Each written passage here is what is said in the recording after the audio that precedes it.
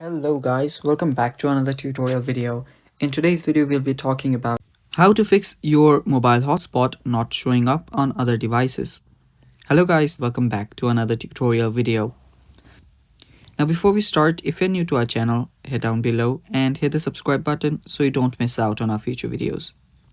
Also press the bell icon so you get notified when we release our new videos.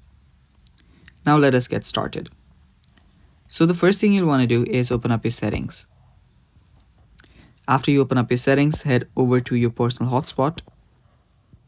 Now under your personal hotspot, you will see allow others to join option. Make sure that this is turned on.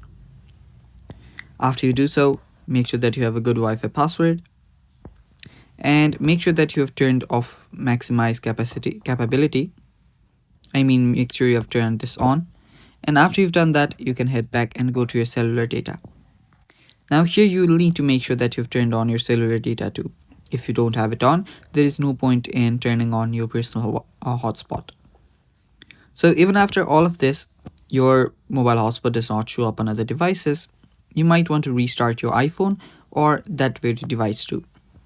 If there is a problem in that device, it might be a problem in that device. That can be the reason why the hotspot is not showing up.